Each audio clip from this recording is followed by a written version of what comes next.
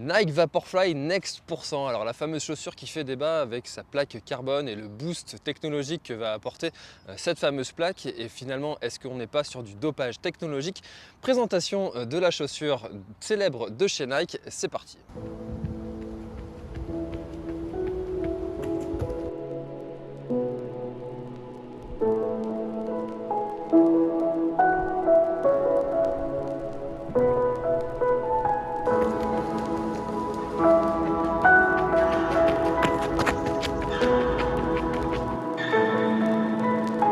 Alors en dessous on a une semelle qui moi je trouve accroche plutôt bien. Alors c'est sûr que ça va accrocher plus facilement sur des terrains de type route plutôt que sur des sentiers, même des chemins de halage autour des lacs, etc. avec des petits graviers. On va avoir une petite fuite d'énergie qui va partir vers l'arrière parce que ça va glisser un petit peu, et du coup je pense qu'il vaut mieux l'utiliser sur des chemins vraiment goudronnés et qui vont être vraiment réactifs pour cette chaussure. Ensuite, eh bien, Nike a utilisé leur mousse, la Zoom X, qui est vraiment réactive, qui amortit beaucoup.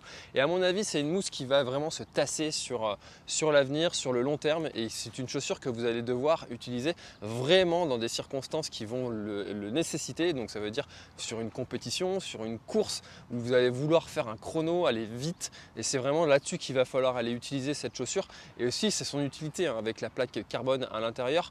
Ça va vous apporter un retour d'énergie, c'est prouvé scientifiquement. Il n'y a plus besoin d'argumenter, de dire est-ce que c'est efficace, pas efficace, que c'est du marketing. Non, il y a un retour d'énergie. Alors ça va être utilisé pour booster ses performances. C'est pas ça qui va vous faire passer en dessous de 2 heures au marathon. Maintenant, si vous êtes vraiment performant, si vous allez chercher la seconde, si vous allez gagner quelques minutes sur vos chronos, eh bien ça pourra être utilisable. Maintenant, c'est sûr que c'est pas quelqu'un qui va commencer la course à pied qui va s'acheter ce type de chaussures là. Du moins, ça c'est mon avis. Moi, je pense qu'il vaut mieux aller sur des chaussures qui vont être beaucoup moins coûteuses et moins technologiques, sans forcément une plaque carbone à l'intérieur. Maintenant, c'est efficace, ça fonctionne, ça marche.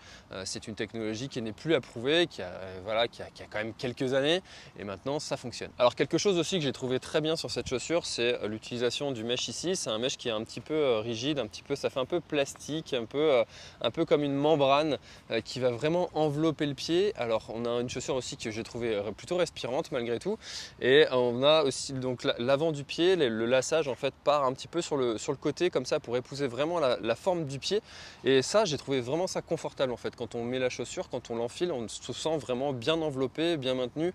Là-dessus il n'y a pas de problème. Alors il y a un petit renfort en fait à ce niveau là dans la chaussure qui va venir sous la voûte plantaire et qui va compenser en fait ce trou qu'il y a sous les pieds. Alors certaines personnes vont l'apprécier, d'autres pas. Ça c'est vraiment à l'utilisation que vous allez pouvoir savoir si ça vous convient ou pas de ce type de renfort sous la voûte plantaire. Quelque chose qui va aider aussi votre gain de performance, c'est tout simplement le poids.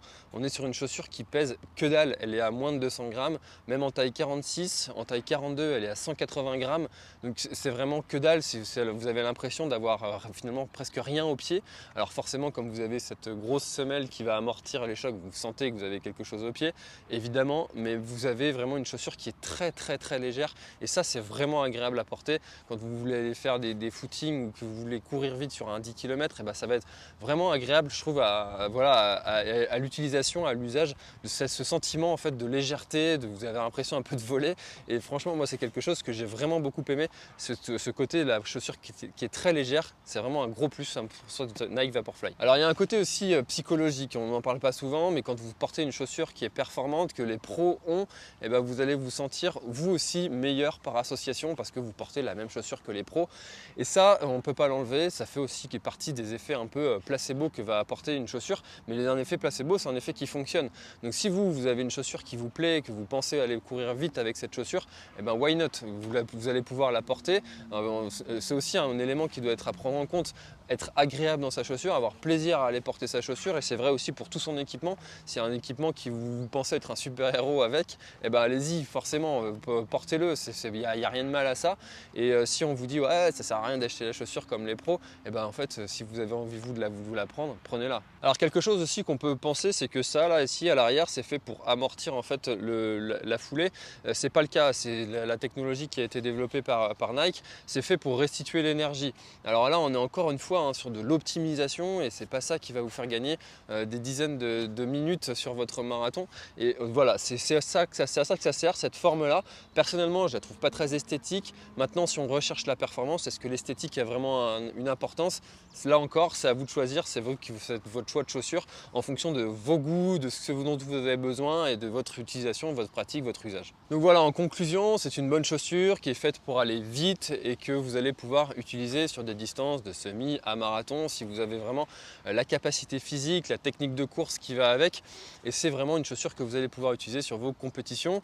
Moi, je la trouve plutôt bien. Maintenant, encore une fois, j'ai pas une expérience de dingue sur les chaussures de route. C'est la première fois aussi que je portais une chaussure avec une plaque carbone. J'ai aimé le sentiment comme ça de rigidité et de rebond. C'est quelque chose qui était plutôt agréable. Maintenant, de là à courir sur tous mes footings avec, certainement pas. Voilà, et écoutez, si vous avez cette chaussure aussi dans les commentaires, n'hésitez pas à donner votre avis aussi sur la durée, qu'est-ce que ça a donné après des centaines de kilomètres, comment ont évolué les chaussures. Ce sera toujours intéressant de partager ça dans les commentaires.